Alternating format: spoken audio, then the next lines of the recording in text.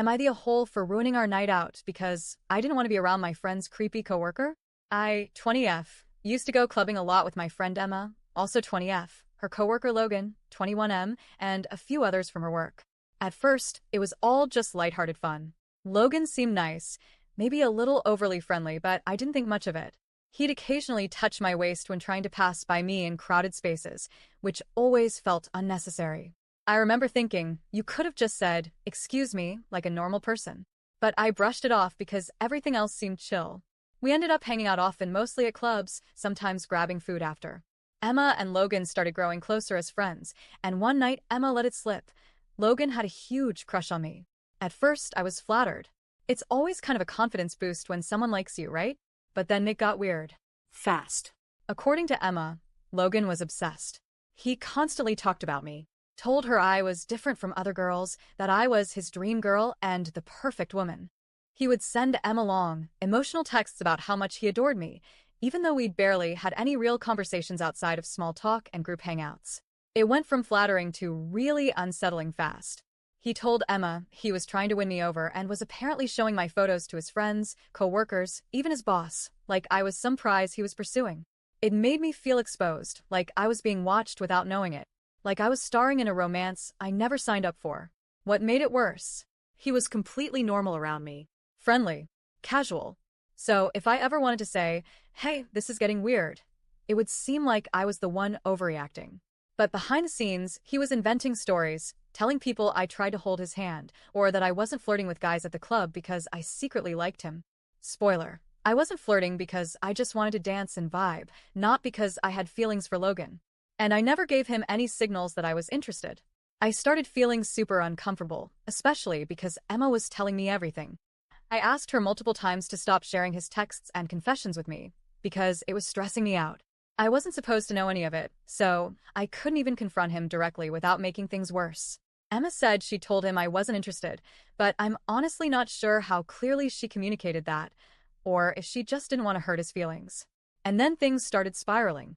Logan picked a fight, verbal, not physical, with a friend of his who had messaged me. Apparently, he was angry the guy was interested in me. Another time, he got mad because Emma had casually tried to set me up with one of their other coworkers. Like, we weren't even friends, but suddenly he felt entitled to veto who I could or couldn't talk to. Then came the moment that really freaked me out. One night at the club, some random guy came up to me and started asking questions like, "So, what's going on with you and Logan? He really likes you, give him a chance." I was stunned. We didn't even know these guys.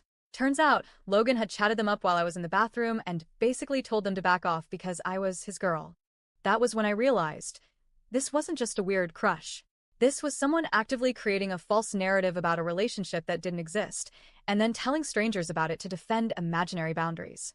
He did apologize afterward. Sent me a text like, "Sorry about those guys who jumped on you. I found that really out of line, and I'm sorry even though I don't know them." I appreciated the apology, but a week later, Emma told me he was still asking her what he could do to win me over. Eventually, Emma must have told him I was never going to be into him, because he flipped, picked a fight with her, got super moody, and disappeared from our clubbing crew for a while. I thought it was finally over. 2 months passed. I was busy with finals, focusing on school, avoiding the drama. Emma told me he still talked about me at work, though. I even stopped going to the store where he worked because his coworkers would recognize me and stare. It made me feel so exposed and gross. But I didn't have a car, and the store was the only one close by. Then last week, Emma invited me out again. A club night with her, Logan, her boyfriend, and like 10 other coworkers. At first, I hesitated because of Logan, but I thought, it's a big group. I'll barely have to interact with him. Emma and I planned everything together, our outfits, ride logistics, where we'd sleep afterward. We were hyped. Then one by one, everyone bailed. By the day before, it was just going to be Emma, her boyfriend, me, and Logan. For people. Same cab. Same house. I got an awful feeling in my gut.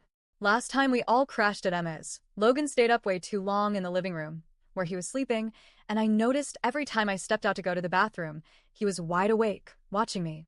It was unnerving, and I didn't want to repeat that experience. I knew how Logan would interpret this. A small group. A cozy setup. In his mind, it would be a double date. So I told Emma that if it was just the 4 of us, I didn't feel comfortable going. But I didn't just bail. I invited another friend to join so we'd be five, and I'd sleep over at her place instead. It felt like the best compromise. But then Logan heard another girl was joining and said he didn't want to come because he'd feel left out. After that, Emma's boyfriend bailed too because he didn't want to be the only guy. And just like that, the whole plan unraveled. Emma was furious. She said I ruined the night by canceling last minute and that we had been planning this for a week. And yeah, I get why she was disappointed. I was too. But honestly, I'm not sorry. I didn't feel safe. And I shouldn't have to sacrifice my comfort to accommodate a guy who's repeatedly made me feel creeped out and objectified.